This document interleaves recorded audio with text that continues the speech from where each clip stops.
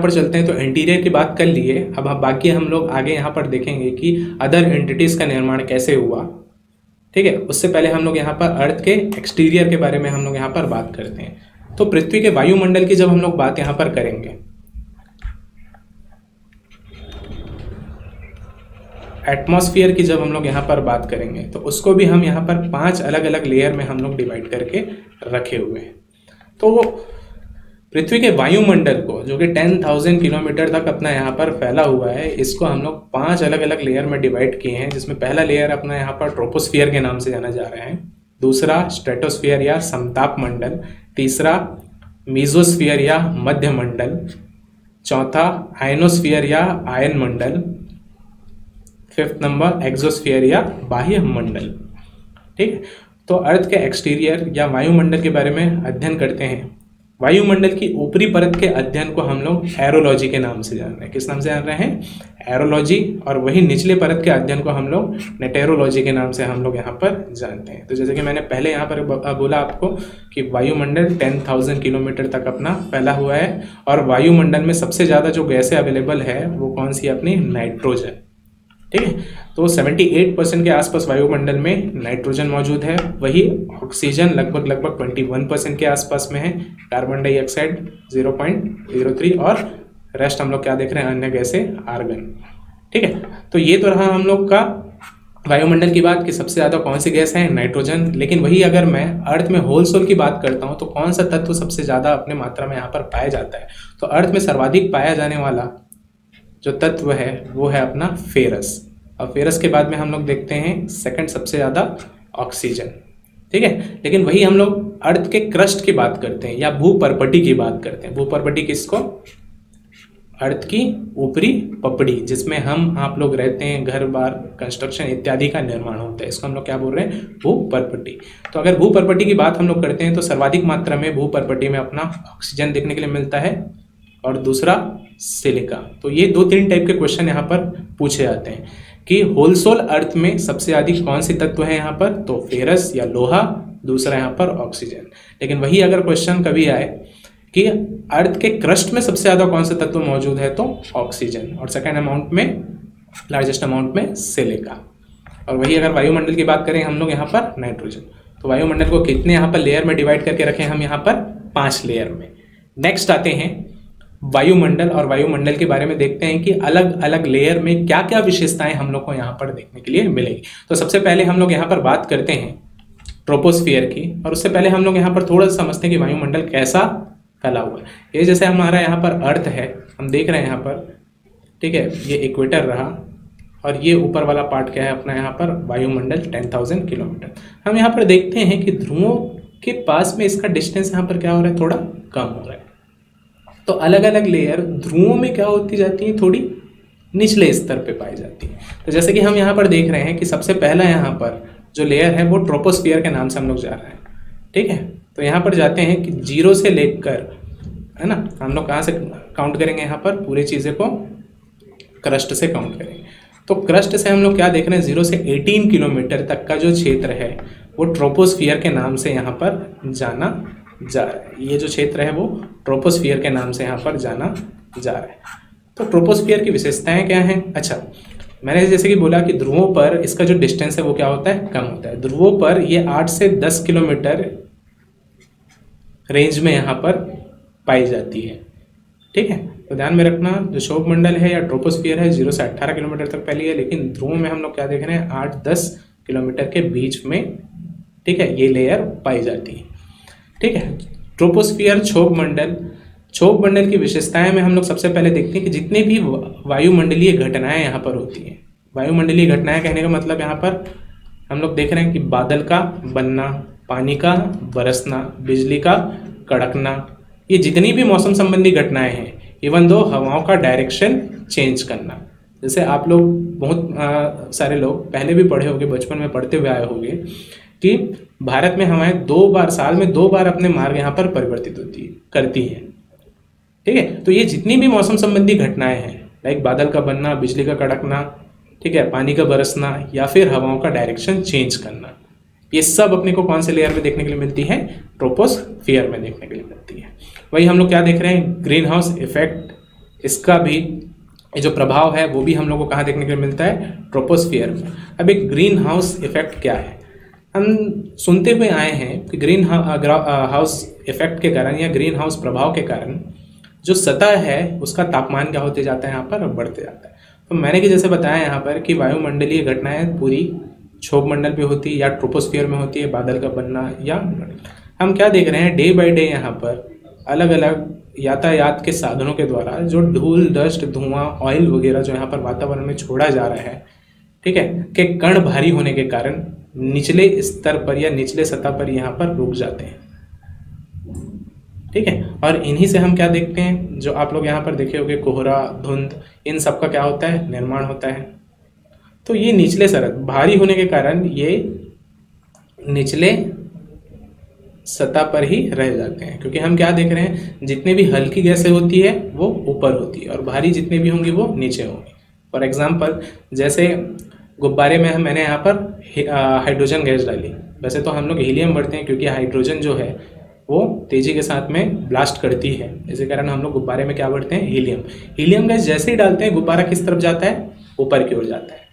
तो जब हम लोग यहाँ पर आवर्त सारणी में जाते हैं तो हम लोग क्या देखते हैं, हाइड्रोजन के बाद में जो लाइटेस्ट जो एलिमेंट है वो सेकंड लाइटेस्ट कौन सा है, अपना हीलियम। तो वो हल्की होने के कारण कहाँ जा रही है, ऊपर। तो भारी होंगी तो कहाँ रहेंगी, नीचे।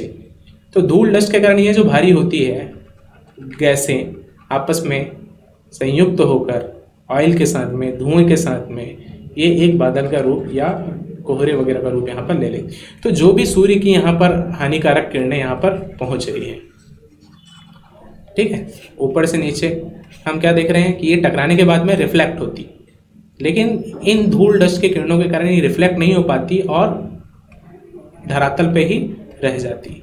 तो जिसके कारण हम लोग क्या देख रहे हैं, इनके कारण तापमान क्या होते जाता है, बढ़ते जाता है, और इसी को हम लोग क्या बोलते हैं, ग्रीन हाउस इफेक्ट के नाम से।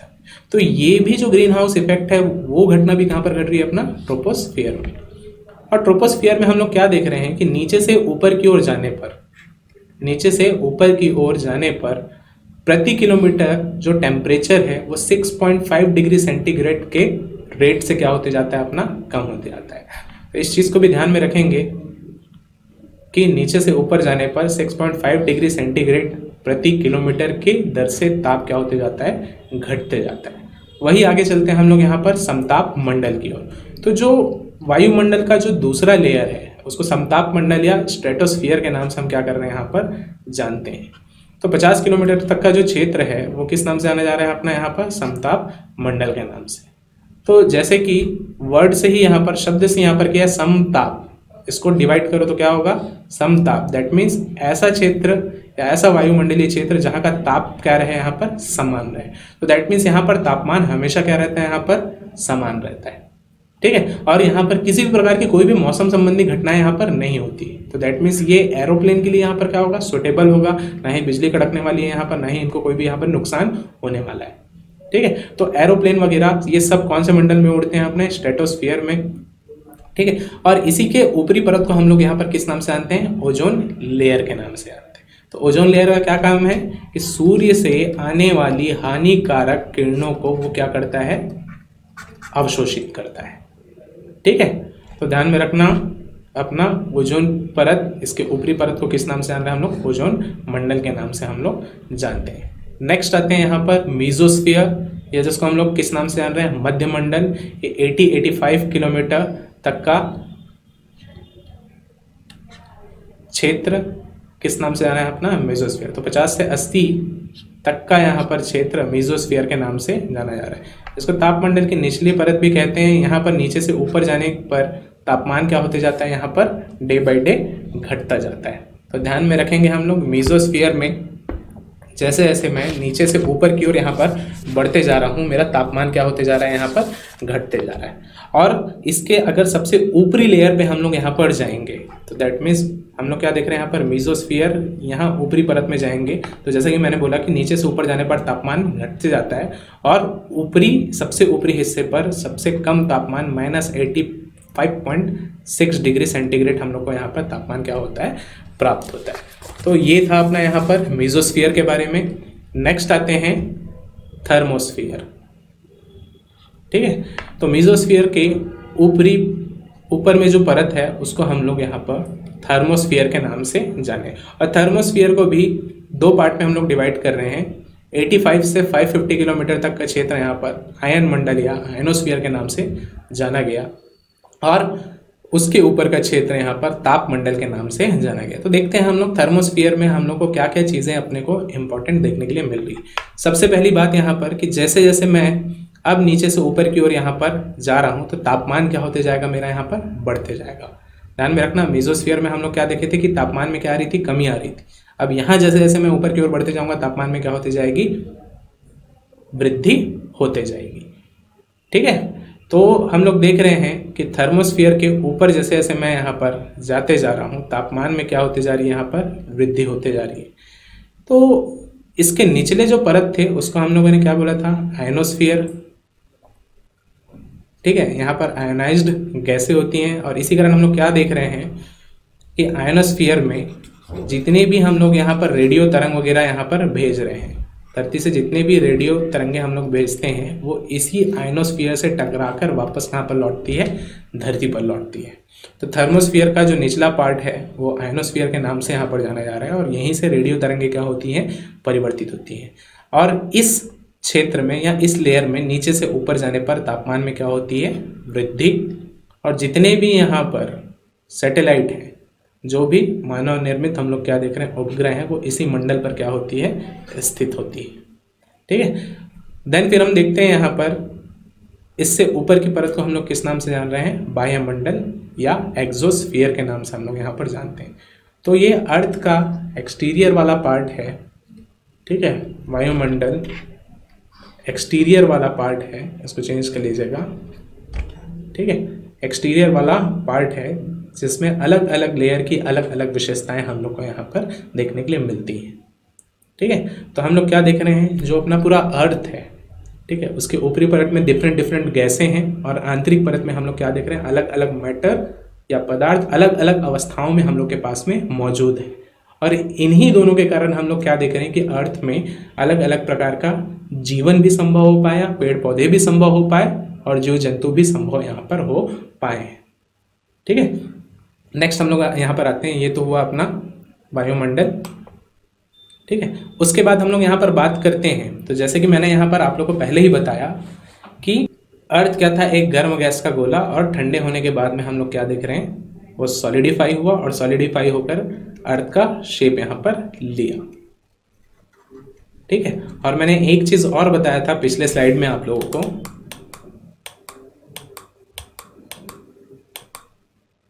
पिछले स्लाइड में एक और चीज हम लोग बताए थे कि ये ठंडा होने के बाद में इस शेप लिया, और सबसे पहले सरफेस का निर्माण किया, और सरफेस कहाँ पर इकट्ठा होते गए, अपने बीच में इकट्ठा होते गए।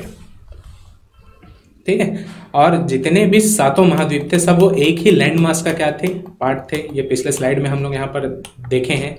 तो हम लोग क्या देख रहे हैं कि अलग अलग समय अंतराल में जो कॉन्टिनेंट हैं वो अलग अलग रूप में यहाँ पर पृथ्वी में हम लोग को यहाँ पर उनकी उपस्थिति देखने के लिए मिली, उनका एग्जिस्टेंस देखने के लिए मिला।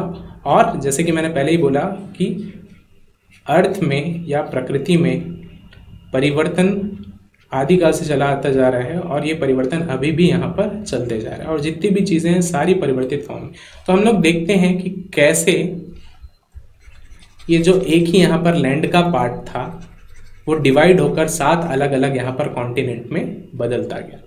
तो हम लोग क्या देख रहे हैं कि अर्थ के हिस्ट्री को हम लोग, पृथ्वी के इतिहास को हम लोग अलग अलग कालों में या एरा में डिवाइड करके यहाँ पर रखे हुए हैं। ठीक है, खैर यहाँ से क्वेश्चन नहीं बनते, मैं पहले ही बता दे रहा हूँ यहाँ पर कि भारत में पहुँचने से पहले हम लोग यहाँ पर थोड़े से बेसिक चीज़ों को देख रहे हैं। ठीक है, तो Proterozoic, Archean, Hadean, Paleozoic, Mesozoic, Cenozoic, Quaternary. ठीक है, तो ये अलग अलग अपना यहाँ पर हिस्ट्री है, और अलग अलग काल में अलग अलग चीज़ें यहाँ पर पॉसिबल हो पाई। लाइक हम लोग क्या देख रहे हैं, प्रोटेरोजोइक में ये सबसे पहली अवस्था है। दैट मीन्स कब पृथ्वी का निर्माण कब हुआ था, अपना 4 या सौर प्रणाली का निर्माण कब हुआ था, नेबुला थ्योरी में जो हम लोग देखे थे 4.7 या 4.6 मिलियन ईयर पूर्व। तो जब पृथ्वी का निर्माण हुआ था तो यहाँ पर किसी प्रकार की कोई भी लाइफ यहाँ पर एग्जिस्ट नहीं करती थी।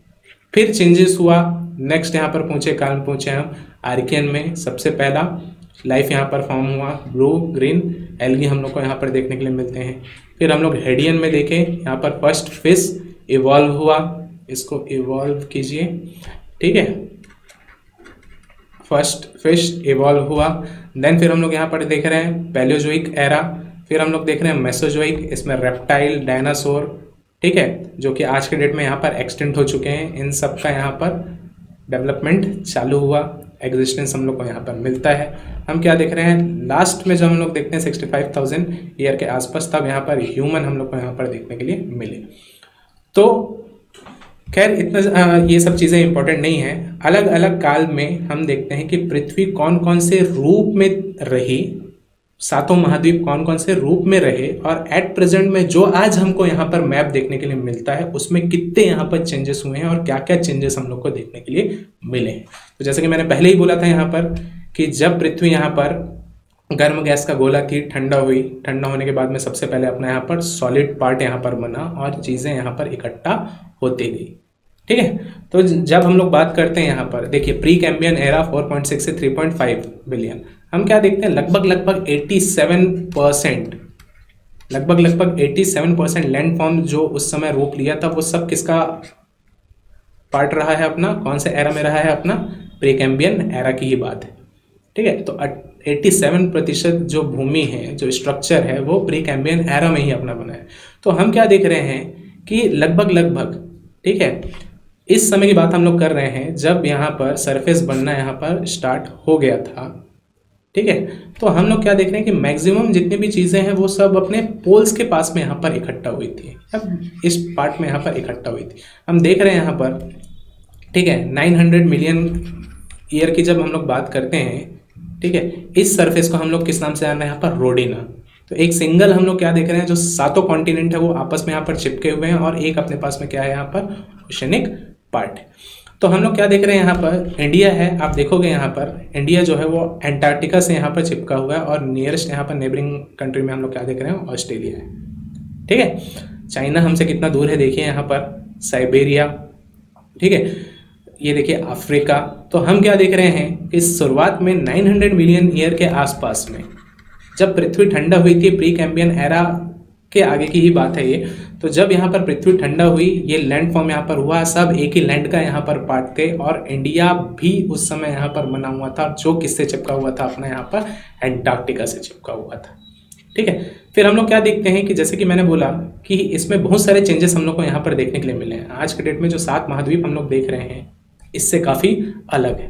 तो अलग अलग एरा में अलग अलग चीज़ें यहाँ पर टूट फूट हुई, टूट फूट होकर वो एक जगह से दूसरी जगह यहाँ पर डिसलोकेट होते गए। चलिए थोड़ा और आगे बढ़ते हैं। कई मिलियन वर्ष पूर्व, ये जितनी भी प्रोसेस हैं ये मिलियन ऑफ ईयर यहाँ पर टाइम लेती हैं, ठीक है। फिर हम लोग जाते हैं यहाँ पर पैलियोजोइक एरा में, जो कि किन से किन के बीच में है, 545 से 245 मिलियन। हम देख रहे हैं यहाँ पर उस समय जो रोडिना में ये पूरा जो ये वाला लैंड वाला पार्ट था वो एक दूसरे से यहाँ पर चिपका हुआ था, ठीक है, वो क्या हो गया यहाँ पर, टूट गया, ठीक है। तो जो सुपर कॉन्टिनेंट था, सुपर कॉन्टिनेंट इसलिए बोल रहे हैं रोडिना को क्योंकि वो एक ही लैंड मास का क्या है या एक ही भूमि का क्या है यहाँ पर पार्ट है, जो कि टुकड़ों में क्या हो गया यहाँ पर, टूट गया। तो पहले जो एक एरा में हम लोग देखते हैं यहाँ पर कि जो रोडिना था वो अलग अलग पार्ट में टूट गया, ठीक है। देख रहे हैं हम लोग अभी इंडिया कहाँ पर है, यहाँ पर एंटार्क्टिका से चिपका हुआ है, ऑस्ट्रेलिया उसका नेबरिंग कंट्री रहा है।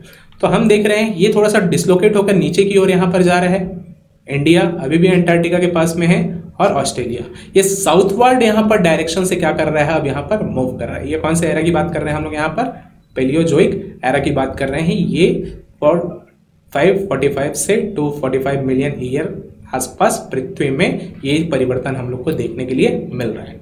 फिर हम लोग क्या देखते हैं, काफी समय अंतराल के बाद में, ठीक है, जो ऑस्ट्रेलिया यहाँ पर मौजूद था, जो एंटार्क्टिका यहाँ पर मौजूद था, ये जो इंडिया यहाँ पर मौजूद था, वो साउथवर्ड डायरेक्शन में मूव करते हुए हम लोग क्या देख रहे हैं, यहाँ पर कौन सी पोल है, साउथ पोल है, वो साउथ पोल की तरफ यहाँ पर बढ़ा और जो इंडिया है वो जाकर किससे यहाँ पर चिपक गया, अफ्रीका से चिपक गया अपना, नीचे में एंटार्क्टिका। तो ये मूवमेंट और डिसलोकेशन हम लोग का यहाँ पर चलता जा रहा है। तो कहने का मतलब हम लोग क्या देख रहे हैं कि जो एक लैंड का पार्ट था वो टूट टूट कर डिसलोकेट हो रहा है, कोई साउथवर्ड डायरेक्शन में मूव कर रहा है, कोई नॉर्थ ईस्ट डायरेक्शन में मूव कर रहा है, कुछ अलग अलग डायरेक्शन में यहाँ पर मूव करते जा रहा है। ठीक है, आगे हम लोग देखते हैं यहाँ पर। तो ये पैलियोजोइक एरा की हम लोग बात किए, रोडिना यहाँ पर अलग अलग पार्ट में टूटा और ये डिसलोकेट होकर आगे की ओर यहाँ पर बढ़ रहा है। फिर नेक्स्ट आते हैं हम लोग मेसोजोइक एरा में। मेसोजोइक एरा में हम लोग जब बात करते हैं, ये 245 से 65 मिलियन ईयर के पास का यहाँ पर समय है। तो जो हम लोग यहाँ पर पैलियोजोइक एरा में देखे थे, ये जो टूट कर नीचे की ओर डायरेक्शन में यहाँ पर मूव किया था, वो मेसोजोइक एरा में वापस से एक दूसरे से यहाँ पर चिपक गया। देखिए ये अपना इंडिया का पार्ट था, देख रहे हैं हम यहाँ पर नीचे ये वाला पार्ट, ये और इस डायरेक्शन में क्या कर रहा है, मूव कर रहा है, ऊपर की ओर डिसलोकेट हो रहा है। और क्या देख रहे हैं, ये आज के डेट में क्या है अपना एंटार्क्टिका, ऑस्ट्रेलिया, ये क्या है अपना इंडिया। तो अगेन यहाँ पर हम देख रहे हैं मेसोजोइक एरा में ये जितने भी लैंड मास थे वो एक ही लैंड में वापस से क्या हो गए, यहाँ पर ज्वाइंट हो गए। ठीक है, तो पंजे जैसे आकृतिक कारण हम लोग इसको किस नाम से जाने, हम लोग पैंजिया। ठीक है, तो इस समय हम लोग क्या देख रहे हैं कि पैंजिया का क्या हुआ, यहाँ पर फॉर्मेशन हुआ। अगेन जितने भी चीजें थी या अलग अलग कॉन्टिनेंट वगैरह हैं या अलग अलग लैंडमास है वो आपस में क्या हो गए, यहाँ पर चिपक गए। ठीक है, अब आगे और हम लोग यहाँ पर बढ़ते हैं। ठीक, तो पैंजिया अगेन यहाँ पर क्या हो जा रहा है, टूट जा रहा है। तो 225 मिलियन के आसपास हम लोग को ये 225 मिलियन के आसपास हम लोगों को ऐसा कुछ स्ट्रक्चर पृथ्वी में देखने के लिए मिला था, जो कि 25 मिलियन वर्ष बाद ये जो पैंजिया था, ठीक है, 25 मिलियन नहीं, ये धीरे धीरे ये प्रोसेस चलते रहता है ये। ठीक है, तो 200 मिलियन में हम लोग क्या देख रहे हैं, जो पैंजिया था वो दो पार्ट में अगेन यहाँ पर क्या हो गया, टूट गया। तो ये जो पैंजिया है आप देखेंगे यहाँ पर, ये जो पैंजिया वाला पार्ट है वो बीच से क्या हो गया, यहाँ पर टूट गया। और ऊपर वाला पार्ट यहाँ पर क्या कहलाया अपना, लॉरेशिया।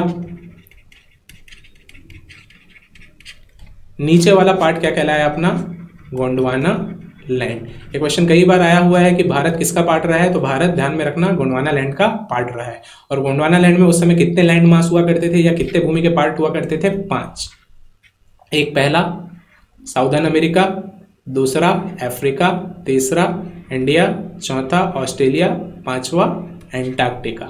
तो ये पांचों को मिलाकर हम लोग यहाँ पर क्या बोल रहे हैं, गोंडवाना लैंड बोल रहे हैं। और ऊपर वाला पार्ट किस नाम से जाना गया, लॉरेशिया। फिर हम लोग और जाते हैं यहाँ पर 150 मिलियन ईयर के आसपास हम लोग जाते हैं। ये लॉरेशिया और गोंडवाना लैंड में और भी चेंजेस हम लोग को यहाँ पर देखने के लिए मिले। और ये जो लॉरेशिया था वो अगेन यहाँ पर दो पार्ट में क्या हो जा रहा है, यहाँ पर टूट जा रहा है। यहाँ पर हम लोग देखेंगे ये यहाँ से क्या होते जाएगा, यहाँ पर टूटते जाएगा। और ये टूटने के कारण आगे में ये वाला जो पार्ट रहेगा अपना वो क्या बनाएगा, नॉर्थ अमेरिका। और ये क्या बनाएगा अपना, यूरेशिया। यूरोप और एशिया को मिलाकर हम क्या बोले यहाँ पर, यूरेशिया। और नीचे का जो पार्ट हम लोग देख रहे हैं, गोंडवाना लैंड का जो पार्ट है, वो धीरे धीरे हम लोग क्या देख रहे हैं, जो इंडिया है वो नॉर्थ की तरफ में क्या करते जा रहे हैं, यहाँ पर मूव करते जा रहे हैं। तो जैसा कि मैंने इंट्रोडक्टरी क्लास में जो मैंने यहाँ पर बताया था आपको कि इंडिया किसका पार्ट था, अफ्रीका और एंटार्क्टिका वगैरह से जुड़ा हुआ है। ठीक है, वो टूट कर किस तरफ बढ़ रहा है, यहाँ पर एशिया का पार्ट बनने के लिए यहाँ पर आगे की ओर बढ़ता जा रहा है। तो गोंडवाना लैंड में उस समय यहाँ पर 5 पार्ट हुआ करते थे। लॉरेशिया अगेन यहाँ पर 2 पार्ट में टूटा, नॉर्थ अमेरिका और यूरेशिया में। ठीक, आगे और जाते हैं हम लोग, बढ़ेंगे। ठीक है, तो 65 मिलियन ईयर के आसपास की जब हम लोग बात करते हैं, इस ड्यूरेशन का हम लोग क्रिटेशियस काल हम लोग यहाँ पर बोल रहे हैं। इसमें और भी डिसलोकेट हो रहे हैं, कुछ यहाँ पर वेस्ट की तरफ यहाँ पर मूव कर रहे हैं, कुछ नॉर्थ की तरफ में मूव कर रहे हैं और कुछ यहाँ पर वेस्ट की तरफ में जा रहे हैं। ठीक है, तो ये हम लोग को डिसलोकेशन फर्दर हम लोग को देखने के लिए मिल रहा है। तो 65 मिलियन ईयर में हम लोग क्या देखते हैं, यहाँ पर इंडिया किस तरफ बढ़ रहा है, यहाँ पर एशिया की तरफ, या जिसको हम लोग क्या बोल रहे हैं, यूरेशिया की तरफ।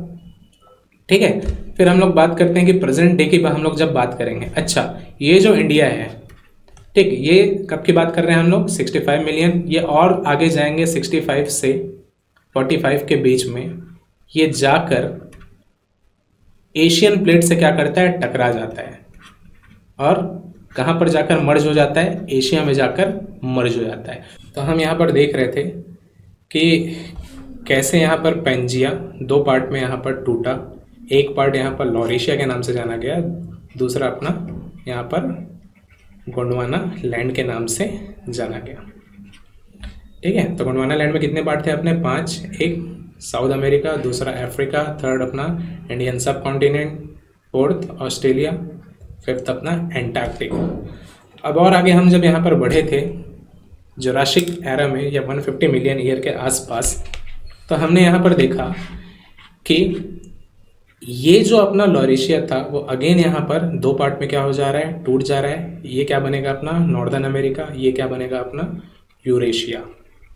ठीक है, और ये गोंडवाना लैंड था। हम लोग क्या देख रहे हैं, जो इंडिया है जो कि साउथ अफ्रीका से यहाँ पर चिपका हुआ था, वो अपना नॉर्थवर्ड जर्नी स्टार्ट किया अपना, और आगे चलकर किसका पार्ट बनेगा, वो यहाँ पर एशिया से टकराकर एशिया में मर्ज हो जाएगा। ठीक है, तो हम क्या देख रहे हैं और आगे बढ़ते हैं। जब 65 मिलियन ईयर के आसपास की जब हम लोग यहाँ पर बात करते हैं, क्रिटेशियस काल की जब हम लोग यहाँ पर बात करते हैं, तो हम यहाँ पर देखते हैं कि ये नॉर्दर्न अमेरिका वाला पार्ट है और ये अपना कौन सा पार्ट है, यूरेशिया वाला पार्ट है। हम देख रहे हैं कि कुछ जो यहाँ पर लैंड वाला पार्ट है वो वेस्ट की तरफ यहाँ पर बढ़ते जा रहा है, कुछ अपना नॉर्थ की तरफ बढ़ते जा रहा है, कुछ साउथ की तरफ में और क्या होते जा रहा है, डिसलोकेट होते जा रहा है। तो ये अलग अलग जर्नी अलग अलग लैंड मास की यहाँ पर से होते जा रही है या स्टार्ट होते जा रही है। तो हम यहाँ पर देखें कि 65 मिलियन ईयर के आसपास इंडिया जो है, जो कि अफ्रीका से चिपका हुआ था, अब वो एशिया की तरफ में यहाँ पर बढ़ रहा है, और आगे वही 10-20 मिलियन ईयर के आसपास में यहाँ पर वो किससे जाकर टकराएगा, एशिया से जाकर टकराएगा, और वहाँ पर क्या हो जाएगा, ज्वाइंट हो जाएगा। तो दैट मीन्स इंडिया अभी भी अपना पूरा स्वरूप यहाँ पर नहीं लिया हुआ है। वो हम क्या देखेंगे कि 45 मिलियन ईयर के आसपास जब, या 50 मिलियन के आसपास जब वो एशियन प्लेट से यहाँ पर टकराएगा, तब जाकर इंडिया अपना एक्चुअल, जो आज के डेट में हम यहाँ पर इंडिया का जो मैप देख रहे हैं, वो मैप यहाँ पर फॉर्म होगा। ठीक है, तो देखते हैं हम लोग यहाँ पर प्रेजेंट डे की जब हम लोग बात करते हैं, आप देख रहे हैं यहाँ पर कि कैसे साउदर्न अमेरिका डिसलोकेट होकर अपना इस तरफ पहुंच चुका है, और जो लॉरेशिया से अपना नॉर्दर्न अमेरिका यहाँ पर लॉरेशिया का जो पार्ट था या यूरेशियन प्लेट से जो अलग हुआ, वो हम क्या देख रहे हैं, डिसलोकेट होकर यहाँ पर पहुंच चुका है। वहीं इंडिया की जो मैं बात करता हूँ, इंडिया अफ्रीका और मेडागास्कर से यहाँ पर चिपका हुआ था, जो कि टूट कर वो नॉर्थवर्ड जर्नी करते हुए जाकर वो एशियन प्लेट से टकराया, और जाकर इंडिया किसका पार्ट बन गया यहाँ पर, एशिया का पार्ट। तो ध्यान में रखना, इंडिया को हम लोग इंडियन सब कॉन्टिनेंट बोलते हैं। सब कॉन्टिनेंट क्यों बोल रहे हैं हम लोग, इसके बारे में हम लोग देखते हैं। बाकी तो अपने पास में कितने कॉन्टिनेंट बने, 7।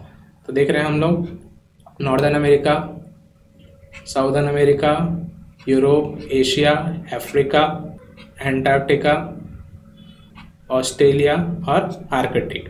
तो America, Africa, Europe, Asia, Australia, Antarctica, Arctic. तो हम लोग क्या देख रहे हैं यहाँ पर कि ये अलग अलग 7 महाद्वीप अपने बने हुए हैं। लेकिन इंडिया को ही हम लोग इंडियन सब कॉन्टिनेंट के नाम से क्यों जाने, तो जो ये जो प्लेट था, इसके साथ में इंडिया के आसपास के जो पड़ोसी देश भी जो हम लोग यहाँ पर देखते हैं, ठीक है, लाइक हम लोग क्या देख रहे हैं यहाँ पर, ठीक है, अपना पाकिस्तान हो गया, बहुत ही मोस्ट फेवरेबल जिसको नेशन का दर्जा दिए हुए थे हम, बांग्लादेश हो गया, और जो आसपास के और छोटे मोटे देश हैं वो सब इस लैंड मास का यहाँ पर पार्ट। तो इंडिया जो कि एक अलग से यहाँ पर कॉन्टिनेंट का दर्जा जिसको यहाँ पर मिल सकता था, वो जर्नी करते हुए जाकर एशिया से टकराया, और जिसको कॉन्टिनेंट बनने के सारे गुण थे यहाँ पर, वो जाकर एशिया से क्या हो गया, यहाँ पर मर्ज हो गया। इसी कारण हम लोग इंडिया के साथ में सब कॉन्टिनेंट या भारतीय उपमहाद्वीप के नाम से हम लोग यहाँ पर जानते हैं। तो वीडियो देखेंगे तो सबसे पहले मेरे को यहाँ पर कमेंट बॉक्स में एक चीज़ बताइएगा आप लोग कि भारतीय उपमहाद्वीप में या सब कॉन्टिनेंट में कौन कौन से देश यहाँ पर पार्ट थे। आप लोगों को थोड़ा सा होमवर्क है, कमेंट बॉक्स में इसको, इस आंसर को दीजिएगा। नेक्स्ट आते हैं हम, तो ये तो था अपना कि 7 अलग अलग यहाँ पर महाद्वीप कैसे बने, और एट प्रेजेंट जो हम लोग मैप देख रहे हैं वो कैसे यहाँ पर बना। ठीक है, तो अभी तक हम लोग यहाँ पर देखते हुए आए कि पूरा यूनिवर्स का फॉर्मेशन कैसे हुआ, कैसे गैलेक्सी बना, कैसे स्टार फॉर्म हुए, फिर हम लोग देखे कैसे यहाँ पर प्लैनेट बने, कैसे अर्थ का निर्माण हुआ, और अर्थ में कैसे भूमि बना या लैंडमास का निर्माण हुआ, कैसे हम लोग देखे कि सातों कॉन्टिनेंट का निर्माण हुआ, और एट लास्ट हम लोग यहाँ पर देखे कि भारत कैसे जो अफ्रीका से चिपका था वो एशिया का पार्ट बना। और इसी इंडियन ज्योग्राफी को हम लोग को कहाँ पर पढ़ना है, अपने छत्तीसगढ़ प्रीलिम्स के लिए तैयार करना है। ठीक है, तो हमारे सिलेबस में क्या है यहाँ पर, इंडियन ज्योग्राफी। ठीक है, तो नेक्स्ट आते हैं। तो जैसे कि मैंने यहाँ पर बोला कि ये 7 अलग अलग महाद्वीप बन गए। तो एक फ्लैट सरफेस था। ठीक है, तो जैसे कि मैंने पहले भी बोला था यहाँ पर कि जब तक हम लोग ये सब चीज़ नहीं समझेंगे तो हम लोग बाकी जो भी अर्थ में हम लोगों को पहाड़, पर्वत, नदियाँ ये सब देखने के लिए मिल रही हैं, ये कैसे बनी, इनके बारे में नॉलेज आपने को यहाँ पर नहीं मिलेगा। तो चलिए हम लोग आगे के स्लाइड में देखते हैं यहाँ पर ऐसे क्या क्या चेंजेस हुए कि जिसके कारण ये जो रोडिना था वो टूटकर पैलियोजोइक में ऐसा कुछ बना। फिर मेसोजोइक एरा में पेंजिया का रूप लिया, देन पेंजिया डिवाइड हुआ। तो कहने का मतलब हम लोग इतना सारा डिवीजन देख रहे हैं, तो कुछ ना कुछ घटनाएं तो अंदर में यहाँ पर चल रही होगी जिसके कारण ये जो कॉन्टिनेंट है, जो एक ही यहाँ पर लैंड का पार्ट था, वो टूट टूट कर यहाँ पर अलग होता गया। ठीक है, और अलग होता गया तो हम आगे यही देखेंगे कि ऐसा क्या रीजन था कि ये सब अलग अलग होते गए और अंततः 7 अलग अलग महाद्वीप बने और भारत एशिया का पार्ट बना। तो इन चीज़ों को समझने के लिए हमको 2-3 थ्योरी के बारे में और यहाँ पर देखना पड़ेगा। तो आगे चलते हैं हम लोग यहाँ पर नेक्स्ट टॉपिक में, जियोमॉर्फोलॉजी का है ना, 3 थ्योरियों के बारे में हम लोग यहाँ पर देखेंगे। तो जो अनआंसर्ड क्वेश्चन अभी तक हमारे पास में कि ये कैसे टूट कर यहाँ पर अलग अलग होते गए, कैसे यहाँ पर एक लैंड मास का पार्ट 7 महाद्वीपों में बदल गया, और कैसे यहाँ पर इंडिया का फॉर्मेशन हुआ, कैसे पहाड़ बने, कैसे वॉल्केनो बने, कैसे बाकी चीज़ें यहाँ पर एग्जिस्टेंस में आई। तो इन चीज़ों को समझने के लिए हमारे पास में 3 थ्योरी है, जिसमें सबसे पहला थ्योरी हम लोग बोलते हैं कॉन्टिनेंटल ड्रिफ्ट थ्योरी, दूसरा सागल नीतल प्रसरण का सिद्धांत या sea spreading floor spreading theory, third हम लोग प्लेट टेक्टोनिक थ्योरी या प्लेट विवर्तन का सिद्धांत। तो नेक्स्ट हम लोग यहाँ पर आएंगे इन चीज़ों को समझने के लिए इन थ्योरी में। तो सबसे पहले आते हैं हम लोग यहाँ पर कॉन्टिनेंटल ड्रिफ्ट थ्योरी। तो जैसे कि ये डायग्राम में आप लोग देख रहे होंगे, जैसे कि मैंने पहले भी बोला कि अलग अलग समय अंतराल में पृथ्वी में अलग अलग जो भी यहाँ पर 7 महाद्वीप थे सब एक दूसरे से चिपके हुए थे। तो ड्रिफ्ट करना मतलब क्या होता है, सरकना। आप देख रहे हैं यहाँ पर इस डायग्राम में, वापस से देखते हैं कि कैसे ये सदर्न अमेरिका अपना यहाँ पर अफ्रीका से अलग हो रहा है, और कैसे इंडिया यहाँ से नॉर्थवर्ड जर्नी स्टार्ट करते हुए किसका पार्ट बनेगा, आगे यहाँ पर टकराकर एशिया का पार्ट बनेगा। तो ये ड्रिफ्ट कैसा किया, इन चीज़ों को जानने के लिए हम लोग जो जियोमॉर्फोलॉजिस्ट थे, ठीक है, वो कुछ ना कुछ यहाँ पर वापस से यहाँ पर परीक्षण यहाँ पर स्टार्ट करेंगे। ठीक, तो हम लोग देखें जो ड्रिफ्ट थ्योरी है या कॉन्टिनेंटल ड्रिफ्ट थ्योरी है, वो ये बताता है कि ये जो 7 महाद्वीप थे वो एक ही लैंड का यहाँ पर पार्ट थे। ध्यान में रखना, ड्रिफ्ट थ्योरी केवल किसके बारे में बताएगा कि ये 7 महाद्वीप एक ही लैंड का पार्ट थे। ये नहीं बता पाता, ये थ्योरी ये बताने पे नाकाम था कि ये अलग कैसे हुए। ठीक है, तो ध्यान में रखना, इन दोनों चीज़ों को समझना है। ये केवल किसको सेटिस्फाई करेगा कि ये 7 महाद्वीप एक लैंड का पार्ट थे। ठीक है, तो इसको बताने के लिए उसने यहाँ पर कुछ एविडेंस का यहाँ पर सहारा लिया।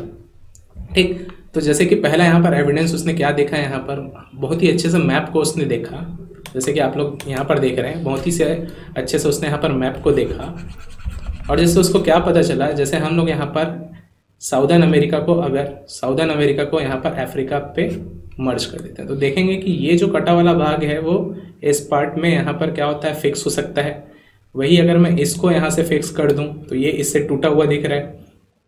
ठीक है, तो जिससे क्या पता चल रहा है, उसने ये चीज़ थोड़ा ऑब्जर्व किया कि अगर मानचित्र में अलग अलग क्षेत्रों को आपस में यहाँ पर जोड़ दिया जाए तो वो एक ही लैंड का पार्ट यहाँ पर नजर आएंगे, जैसे देख रहे हैं हम लोग यहाँ पर। ठीक है, तो सबसे पहले उसने यहाँ पर इन चीज़ को यहाँ पर ऑब्जर्व किया, तो जिससे क्या पता चला उसको कि ये 7 महाद्वीप आपस में पहले जुड़े रहे होंगे। ठीक है, तो इस ऑब्जर्वेशन को जब उसने यहाँ पर रखा तो कई लोगों ने बोला कि हो सकता है ये केवल एक क्या हो, यहाँ पर कोइंसिडेंस हो। ठीक है, फिर उसने यहाँ पर और परीक्षण यहाँ पर चालू किया। अब उसके बाद में यहाँ पर सेकंड उसका ऑब्जर्वेशन था रॉक के ऊपर। उसने यहाँ पर क्या देखा कि जो उसने यहाँ पर क्या देखा, जैसे देख रहे हैं हम लोग, मैंने पहले ही आपको बोला कि ये वाला जो पार्ट है, इस पार्ट को अगर मैं मर्ज कर दूँ, मर्ज होगा, ये दोनों को आपस में जोड़ दूँ, मर्ज होगा, इसको यहाँ पर ले आऊँ, मर्ज होगा। ठीक है, तो पहला एविडेंस उसने यहाँ पर देखा। फिर यहाँ पर उसने क्या किया, कुछ क्षेत्रों के रॉक्स को उसने यहाँ पर मेजर किया। ठीक है, और क्या पाया कि दोनों यहाँ पर जो पत्थर हैं, दोनों जगह की जो चट्टानें हैं वो लगभग यहाँ पर सिमिलर एज की हैं। तो जिससे क्या पता चलता है कि भाई जब दोनों सिमिलर एज की है और दोनों एक ही प्रकार की है तो दैट मीन्स जैसे क्या पता चला कि भाई दोनों एक साथ भी बनी रही होगी और कभी ना कभी एक दूसरे से वो चिपकी रही होगी, एक दूसरे से कांटेक्ट में रही होगी। तो दूसरा ऑब्जर्वेशन उसने ऐसे बताया यहाँ, किसके बेस पे, यहाँ पर similarity of age of rock, मतलब जो चट्टान है उसके उम्र और उसके प्रकार। थर्ड जो उसने यहाँ पर ऑब्जर्वेशन किया वो था यहाँ पर फोजाइल, या जिसको हम लोग हिंदी में बोलते हैं यहाँ पर जीवाश्म। उसने जीवाश्म का यहाँ पर सहारा लिया। अब हम लोग यहाँ पर, जैसे कि मैंने यहाँ पर बोला कि हर एक क्षेत्र में अलग अलग टाइप की वनस्पति भी पाई जाती है, अलग प्रकार के जीव जंतु भी पाए जाते हैं। जैसा कि हम बात करते हैं, ठीक है, ये अपना क्या है, इक्वेटर वाला पार्ट है, ये साल भर लगभग यहाँ पर क्या रहता है, गर्म रहता है, तो यहाँ पर अलग टाइप के जीव जंतु पाए जाएंगे। अब यहाँ पर स्नो लेपर्ड तो देखने के लिए नहीं मिलेगा अपने को, क्योंकि बहुत ही ज़्यादा गर्म है, और स्नो लेपर्ड उस क्षेत्र में मिलेगा जहाँ स्नो हो, सीधी सी बात। तो कहने का मतलब उसका जो जीवाश्म है वो अलग किस्म का होगा, यहाँ पर रहने वाले जीव जंतु पेड़ पौधों का जीवाश्म वो अलग किस्म का होगा। तो अगेन उसने यहाँ पर क्या किया, अलग अलग जगह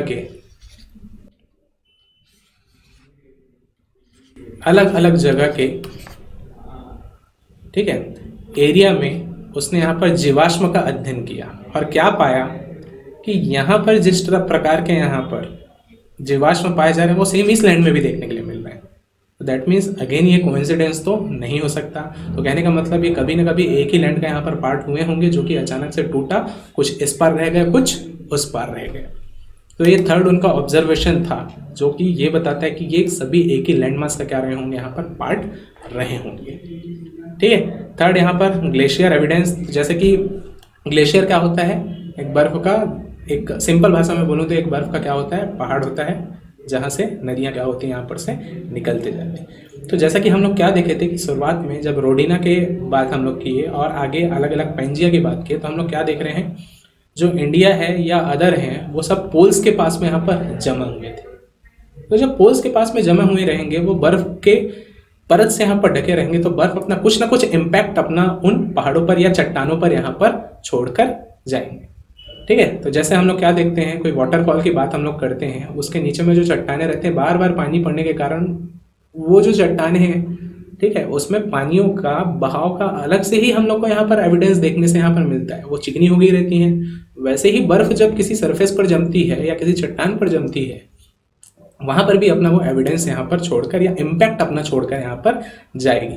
तो फोर्थ उसका ऑब्जर्वेशन था यहाँ पर ग्लेशियर। तो उन्होंने ये चीज पाया यहाँ पर, ठीक है, अगर इन क्षेत्रों का उसने यहाँ पर अध्ययन किया तो ये पाया कि यहाँ पर बर्फ के इम्पैक्ट का यहाँ पर पता चलता है, और यहाँ पर भी हमको उन सेम इम्पैक्ट हम लोग को यहाँ के चट्टानों में भी देखने के लिए मिलता है, जो कि क्या बताता है कि जरूर जब ये नीचे कहीं ना कहीं बर्फ से यहाँ पर चिपके रहे होंगे, जो कि बाद में डिसलोकेट हुए और डिसलोकेट होकर कहाँ पर पहुंचे अपना, ठीक है, डिसलोकेट होकर कहाँ पर पहुंचे, एट प्रेजेंट जैसे यहाँ पर अपना पूरा 7 महाद्वीप दिख रहा है, उस पोजीशन पर या उस रूप में वो इकट्ठा होते हैं।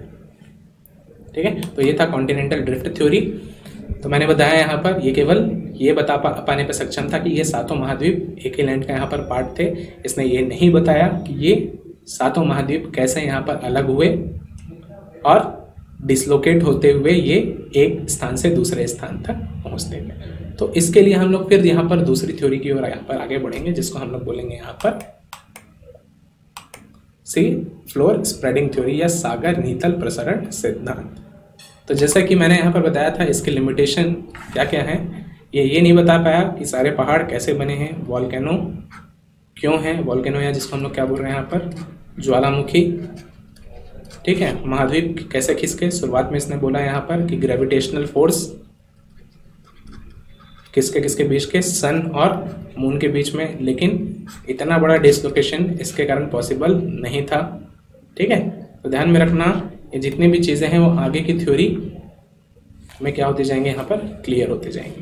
तो ध्यान में रखना, लिमिटेशन क्या था इसका, ये बाकी चीज़ें नहीं बता पा रही है कि सातों महाद्वीप अलग कैसे हुए, कैसे पहाड़ बने, कैसे वॉल्केनो का यहाँ पर निर्माण